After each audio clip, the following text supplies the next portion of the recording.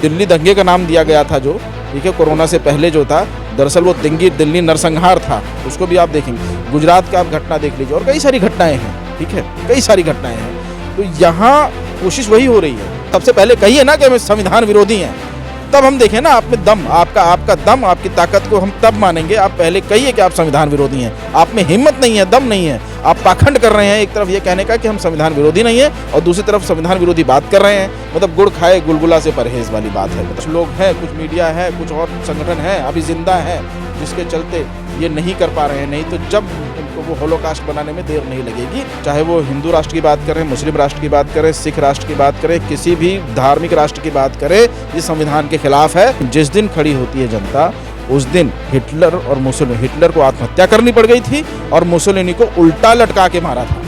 और वो घंटों लटका रहा था, पूरे दिन उल्टा लटका रहा था और उसको जूते मार रही थी जनता। देखिए, ये जो अभी इतनी हिम्मत लोगों में है और वो हिम्मत जो जहाँ से आ रही है, जो उनका बैकअप है, उसको देखा जाना चाहिए।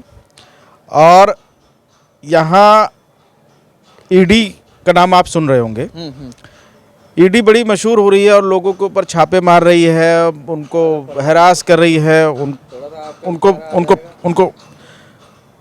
ऊपर शिकायत लेके और उनके ऊपर कार्रवाई कर रही है। अब यहाँ पर सवाल ये है कि ये ईडी कहाँ है अभी, और 10 करोड़ रुपया ये जो परमहंस जी हैं, इनके पास कहाँ से आया है? ये संत हैं तो मनी लॉन्ड्रिंग एक्ट भी है और आपका ईडी एक्ट जो है, इन दोनों में इनको तलब किया जाना चाहिए, इनके ऊपर कार्रवाई होनी चाहिए, इनके खिलाफ FIR दर्ज होनी चाहिए। और ये धमकी देना, या आपराधिक धमकी है ये, इस धमकी के खिलाफ भी जो है ये कार्रवाई होनी चाहिए। ये बात रही कि आपके संविधान की, कि अगर संविधान को आप सच में मतलब नाटक नहीं कर रहे हैं, पाखंड नहीं कर रहे हैं कि आप संविधान के तहत चल रहे हैं और संविधान को मान रहे हैं, अगर आप नाटक नहीं कर रहे हैं, तब तो ये होना चाहिए।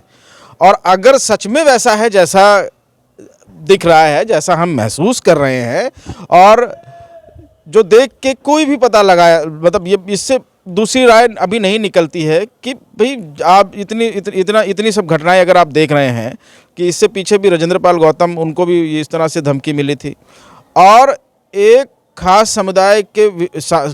समुदाय के खिलाफ जो है ये जो नफरत की जो बातें निकल रही हैं और जो घटनाएं हुई हैं पिछले 7-8 सालों में, उससे पहले भी खैर होती रही हैं, लेकिन ये जो घटनाएं एकदम से ये घटना को अंजाम देने वाले लोग एकदम कुकुरमुत्तों की तरह अगर ये उग आए हैं, अगर इनको देखा जाए तो नंगी आंखों से भी नज़र आ रहा है, पहली नज़र में नज़र आ रहा है कि संविधान जो है वो बिल्कुल भी यहाँ पर काम नहीं कर रहा है। जिंदा है या नहीं है इसको देखना पड़ेगा, सांसें चल रही हैं या नहीं चल रही, देखना पड़ेगा।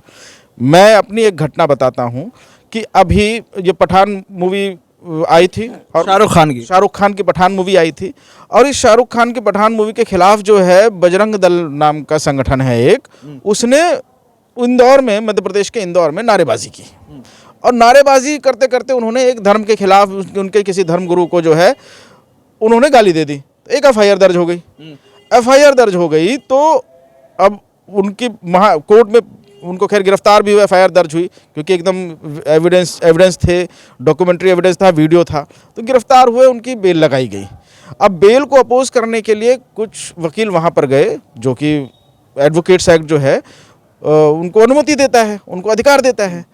वो एडवोकेट जब गए, उनका नाम मैं बताऊं, अभी दिवंगत हो गए हैं, परसों उनकी पता नहीं कैसे संदिग्ध परिस्थितियों में उनकी मौत भी हो गई, एहतिशाम हाशमी। वो गए वहाँ पर, जो है पूरे वहाँ पर लोगों ने, यहाँ तक कि बार ने भी उनको घेर लिया और उनको आना पड़ा, वापस आना पड़ा, हालांकि बेल हो गई। 1 तारीख को जो है हम गए यहाँ से, दिल्ली से हम 4 वकील लोग यहाँ पर गए, हमें भी वहाँ पर अपीयर नहीं होने दिया गया। अच्छा, अब देखिए वो तो वहाँ से चले आए। उसके बाद दूसरे दिन क्या हुआ कि उनको सपोर्ट करने, जिनका लोग समझ रहे थे कि इनका सपोर्ट ये कर रहे हैं और उस धर्म से ताल्लुक़ रखने वाले ये वकील हैं, तो एक वकील साहिबा की इंटर्न को जो है उन्होंने एकदम कोर्ट में पकड़ा और कहा कि आप यहाँ जासूसी कर रहे हैं। देखिए, एकदम से आरोप लगाया आप यहाँ जासूसी कर रहे हैं, उसकी वीडियो बनाई और उसकी जासूसी के आरोप उसकी जेब में हाथ डाला, तो जेब में 1.25 लाख रुपये निकला है। किसी वकील के पास 1.25 लाख रुपये होना कोई वो बात नहीं, मामूली सी बात है। मामूली बात है। देखिए, कोर्ट फीस वगैरह सब आती रहती है और बाद में दिखा भी कि कोर्ट फीस थी वो। उसमें उसको अभी तक अंदर किया है। देखिए, 28 तारीख से अभी तक 15-16 दिन हो गए उस बच्ची को अंदर किया हो। उसकी जमानत कराने के लिए हम 1 तारीख को जब गए तो हमें भी धमकियाँ मिली और हमें अपीयर नहीं होने देंगे, हम यहाँ पर आए। कल हम सुप्रीम कोर्ट में पिटीशन मूव कर रहे हैं, सुप्रीम कोर्ट में पिटीशन की हमें वहाँ पर जो है प्रैक्टिस करने दिया जाए। ये वकीलों की बात है, आम जनता की बात आप देख रहे हैं, नेता को देख रहे हैं, स्वामी प्रसाद जैसे मतलब बड़ी पार्टियों के नेताओं को देख रहे हैं, मंत्रालय में रहने वाले राजेंद्र पाल गौतम को देख रहे हैं। इन परिस्थितियों में ये सवाल उठता है कि क्या संविधान जिंदा है? और अगर अभी भी ये नहीं समझ पा रहे हैं कि संविधान का गला पकड़ लिया गया है, उसकी सांसें रोकी गई हैं, मरा तो नहीं है, मर गया होता तो एकदम से मतलब खत्म ही हो गया होता, लेकिन संविधान की सांसें इस कदर रुक चुकी हैं कि कुछ भी कोई कानून हाथ पांव ही नहीं हिला पा रहा है। ईडी जैसा कानून क्यों नहीं हाथ हिला पा रहा है? आपका आईपीसी जो है क्यों नहीं हाथ हिला पा रहा है? क्यों नहीं पुलिस संज्ञान ले रही है? क्यों नहीं कोर्ट संज्ञान ले रही है?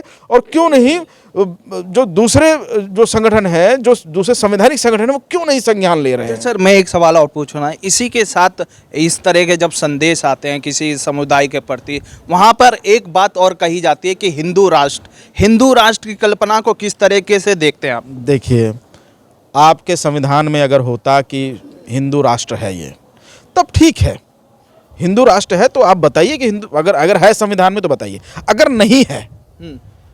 नहीं है, ये धर्मनिरपेक्ष देश है, धर्मनिरपेक्ष संविधान है, और इस संविधान में आप भी कह रहे हैं कि आस्था है, जो हिंदू राष्ट्र चिल्ला रहे हैं, तो ये दोहरी और दोगली बातें जो कर रहे हैं, विरोधाभासी बातें कर रहे हैं। पहले इधर से निकले, आप बताएं कि आप किस तरफ खड़े हैं। समझ में तो आ रहा है कि आप हिंदू राष्ट्र कर रहे हैं और आप संविधान विरोधी हैं।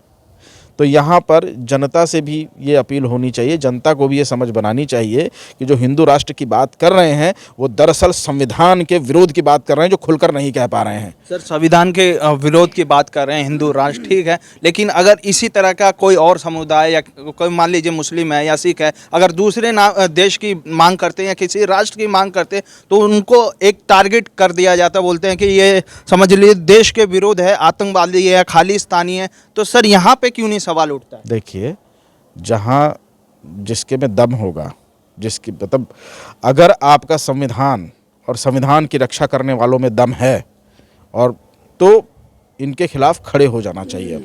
देखिए, संविधान का तो इन्होंने गर्दन पकड़ ली है, और चाहे वो हिंदू राष्ट्र की बात करें, मुस्लिम राष्ट्र की बात करें, सिख राष्ट्र की बात करें, किसी भी धार्मिक राष्ट्र की बात करें, ये संविधान के खिलाफ है। और जो भी इसके खिलाफ बात करे, सबको खड़े हो जाना चाहिए, जो इस धर्मनिरपेक्षता में आशा रखते हैं, जो हमारे देश की जो महान धर्मनिरपेक्ष संस्कृति है, उस ये नहीं है कि जब से कि आप देश आज़ाद हुआ तभी से आप धर्मनिरपेक्ष माने। ये हमारी संस्कृति, हमारे खून में धर्मनिरपेक्षता है, हमारी संस्कृति में, हमारे त्योहारों में धर्मनिरपेक्षता है।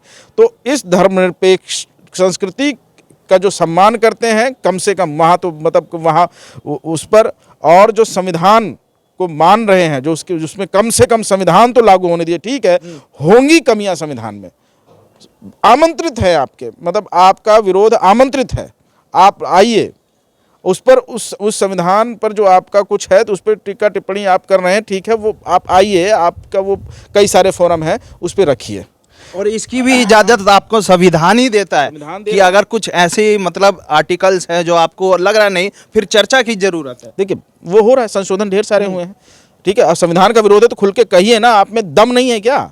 अगर आप जो है उसकी बात कर रहे हैं, किसी हिंदू राष्ट्र की बात या मुस्लिम राष्ट्र, किसी भी धार्मिक राष्ट्र की बात कर रहे हैं, तो आप सबसे पहले कहिए ना कि हम संविधान विरोधी हैं, तब हम देखें ना आप में दम, आपका दम, आपकी ताकत को हम तब मानेंगे। आप पहले कहिए कि आप संविधान विरोधी हैं, आप में हिम्मत नहीं है, दम नहीं है, आप पाखंड कर रहे हैं, एक तरफ ये कहने का कि हम संविधान विरोधी नहीं है और दूसरी तरफ संविधान विरोधी बात कर रहे हैं। मतलब गुड़ खाए गुलगुला से परहेज वाली बात है, मतलब ये कहावत है, अवधि में ये कहावत है। तो ये बात जनता को और जनता के बीच में काम करने वाले, और जो जनता अभी जो है, अभी लग रहा है, ये भी दिख रहा है कि जनता जो है शांत बैठी हुई है, लेकिन जिस दिन खड़ी होती है जनता, उस दिन हिटलर और मुसोलिनी, हिटलर को आत्महत्या करनी पड़ गई थी और मुसोलिनी को उल्टा लटका के मारा था, और वो वो घंटों लटका रहा था, पूरे दिन उल्टा लटका रहा था और उसको जूते मार रही थी जनता। और कहीं ऐसा ना हो कि आप सोच रहे हो, उस दंभ में हो, उस घमंड में हो कि आपका कुछ नहीं होने वाला है, तो मुसोलिनी चला गया, हिटलर चला गया, ठीक है, और कई सारे ऐसे तानाशाह, जितने भी तानाशाह थे दुनिया में गए। जनता ने उनको जो है ना उनकी गिरेबान पकड़ के खींचा है और उनको किया है। और मैं एक बात ये भी बता दूं, जो इस तरह की बात कर रहे हैं ना, ये राष्ट्र वो राष्ट्र, ये धार्मिक राष्ट्र, ये इनके जो गुरु थे ना उनका भी इतिहास खंगालेंगे तो मुसोलिनी से शिक्षा लेके आए हुए हैं। मैं बता दूं जो जो संगठन इनका है, मुंजे खुद इटली गए थे और मिलके आए थे मुसोलिनी से।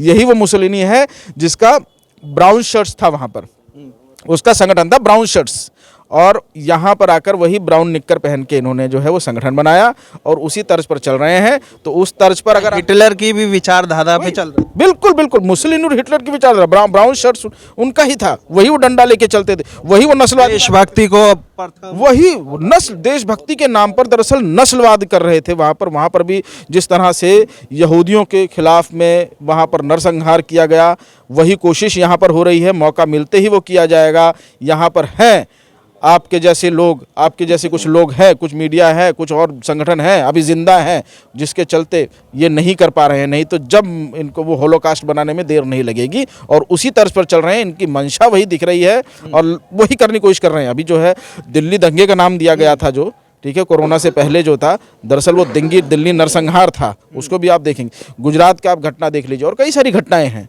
ठीक है, कई सारी घटनाएं हैं।